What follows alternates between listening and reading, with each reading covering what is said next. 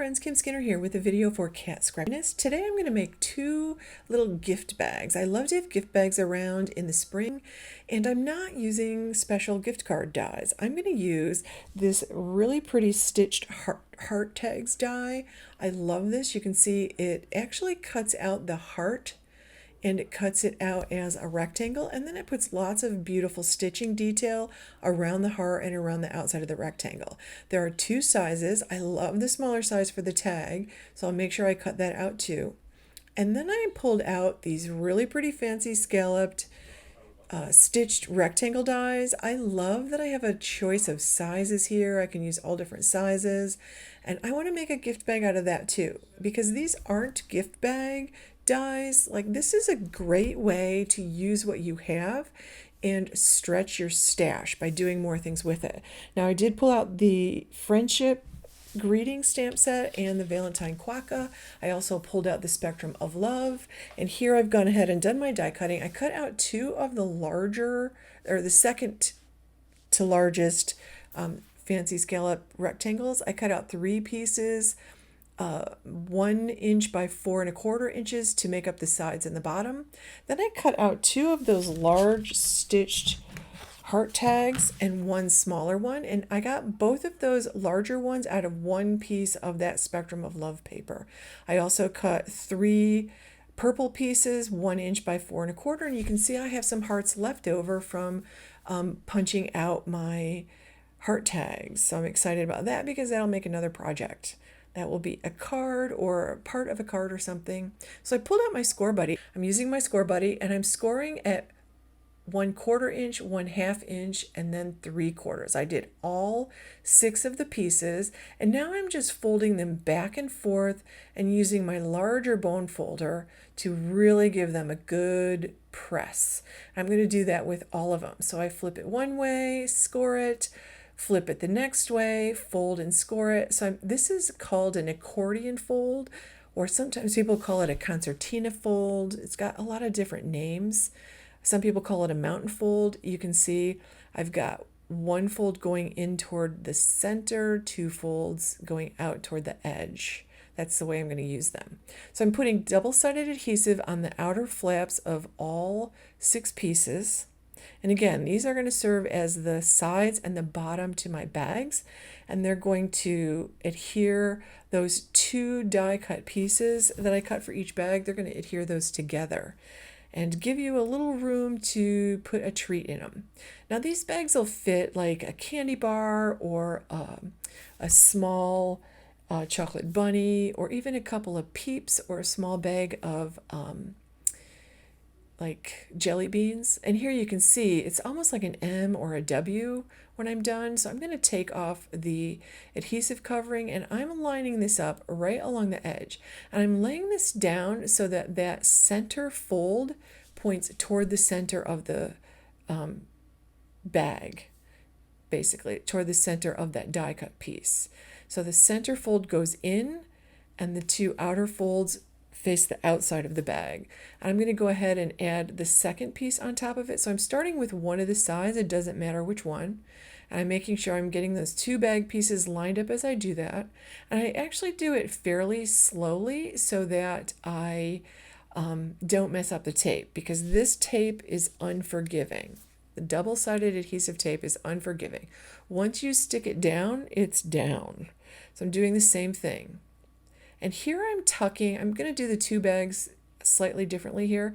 I'm tucking that all the way into the fold. I'm putting it over the bottom flat that's adhered to the card, or the bag front actually. And I'm putting this down again along the side, and I'm going to butt it up the same way I did right into the fold, and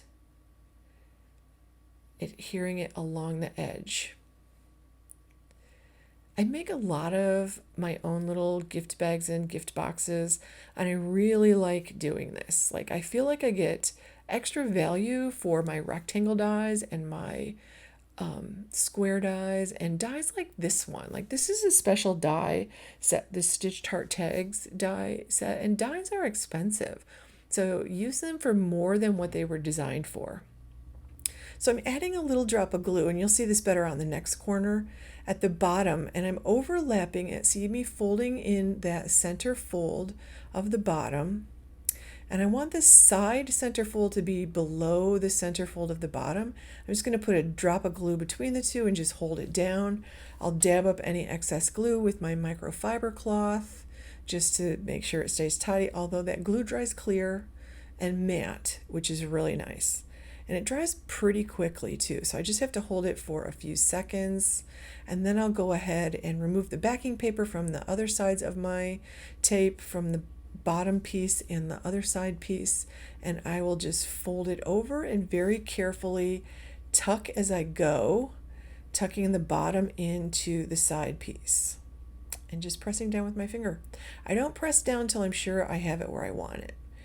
And that completes that one. I like it.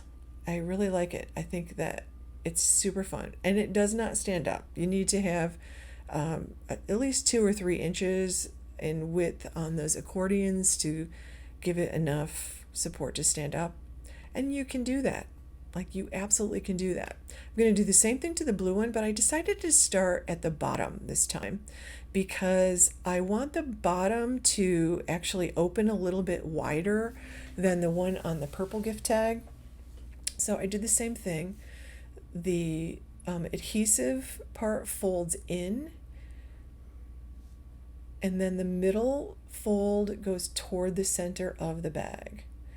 And one little tip here, make sure that when you put the second piece on, you have the top of the die cut facing the outside of the bag. Like you want the front of the die cut to be the outsides of the bag, because it matters when there's a stitching detail. Otherwise, if there's no stitching detail, if you're just using your plain rectangle dies for this, then it doesn't matter.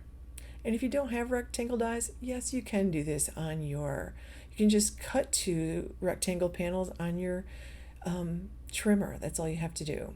Okay, so same thing here. I'm going to put the 2 side pieces on that left-hand die cut piece.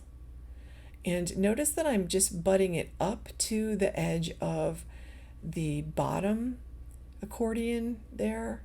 And there is going to be a gap. Now, I had cut my bottom piece long enough that I could have centered it and folded up about 1/4 of an inch. And when I attached it, I could have folded that 1/4 of an inch up along the sides, and that would have actually closed the gap. But I'm not putting anything in it where I have to worry that something's going to slide out that gap. So I don't care about that gap. If that gap bothers you, then have an extra 1/4 inch on both sides of that bottom accordion and fold them up, and then put the side pieces on. So they serve like flaps, and they'll cover that right up. And that is that. That completes the gift bag part. Now I just want to decorate them. So I went ahead and I stamped one of the Quokkas and one of the floral pieces on the friendship greeting. I think these floral pieces are so pretty. Like, I love them. They're dainty, and I feel like you can add a lot of color to your project with a little floral like that. Now the Quokka does have, the Valentine's Quokka set has a coordinating die set. The friendship greetings does not. So I went ahead and used my brother's Scan and Cut to cut out that friendship greeting one. And I went ahead and colored both of these in. And you can see I used E59, E57, E23, and E21, I think is the other one. And I kept the coloring super simple. And I had to switch from the 50s to the 20s because a couple of my 50s, like my 55 and 53, are actually in need of refill. Like, I need to refill my markers. It's time. I've had them long enough that it's time now. And I'm just filling in with this E21, and then the colors, when they dry, they blend, and it looks super cute. And I do go back. I always go from dark to light because I'm very heavy-handed, and I like to keep my dark spots minimal. So I go from dark to light, And then I use that dark color one more time where I want there to be more shadows. I feel like I can see it better when I do it this way. And if I start out with my dark, I can keep the dark parts really small because I tend to put too much of the dark down and I don't leave myself enough highlighted space. And so I'm trying a new technique here. And I just went back in and added some of the dark bits, and all of those colors will blend as they dry. I find that fascinating about alcohol markers. And I did add a little bit of pink or red here, pink and red, I should say. Whatever was sitting next to me, a red and a light pink, I just picked up and added a little bit. And that was it for the Quokka. I kept it super simple. And you can even make it simpler if you want to. I have a video I'm going to share on my YouTube channel, Stamping Imperfection, for our, we have an Instagram hop on the weekend, February 5th, I believe it is. And not February, March 5th. Wow, time is really flying here. And we will be sharing the new spring release stuff. And I have a technique I'm going to share with coloring cute critters that makes it super simple. And that will be on my channel at Stamping Imperfection. And make sure you check out our Instagram hop on the Cat Scrappiness. You can find us on, if you go to the Cat Scrappiness Instagram, then you can find the rest of us on our own channels and follow along. And of course, Kathleen gives out gift certificates to randomly selected Instagram commenters on our channels, which is really nice. So make sure you leave comments, and then you can actually potentially get a nice gift card to get something fun from Kat's shop. So love it. So I'm just using like two or three colors of each thing here, just to add a little bit of contrast. And I'm trying to get spring colors. That's all I want, because I don't know about you, but I really need some spring colors here. Like, I don't know. I'm so ready for spring flowers and beautiful weather. Not that I don't already have it here since I am in Florida. So I'm just finishing up and adding a little bit more green here. And these colors are just sitting on my desk. So I'm just picking up what's on my desk. And basically I picked a light, a dark, and a medium, and a pink, a yellow, a blue, and a green, and a purple. Because I'm going to add some purple with the little berries. I just wanted some purple, and I think this will look really nice. Because this piece is going on the blue bag, so I did get a little blue in there. And all of these products will be linked below, so you can check them out in the Cat Scrappiness shop, see what's new, and make sure you come back tomorrow, because there will be more new stuff released on March 5th, which is very exciting, and it's actually a super sweet release, so I think you'll like it. And if you didn't get to see the birthday release products, make sure you do check those out. So I went ahead and die cut out my Quokka and cut out my flowers. I popped them up on some foam, and now I'm just trying to decide what sentiment. That friendship greetings has so many beautiful sentiments. I mean, there's one there that's "You are beautiful, my dear friend, I appreciate you, you mean so much to me." I just think they're lovely, and they have different fonts, so you can pick whatever you want. I'm using the "My Dear Friend" here, pardon my head. I'm just going to stamp it. This is a piece of white scrap paper. I'm not even getting out my Misty. I'm just pulling out some black ink, stamping it, and I'm just going to trim it down with my scissors. It's not going to be perfect. I'm okay with that. It doesn't have to be perfect. If I try to make things too perfect, I will never get it done. So I'm just going to add that on. I'm going to put a little bit of foam behind that sentiment. And of course, I'm going to add some pearls to decorate this. If you have not checked out the embellishments available at Cat Scrappiness, make sure you do, because they are super special. I love all the pearls that you can find in the shop. I love all the clay slices if you like to do shaker cards. And can you imagine doing a little shaker bit inside that heart on either the gift bag or the tag? And I'm going to tip that at a jaunty angle, and I'm just playing with it. I want the Quokka centered, I think, and I'm trying to tip the tag a little bit.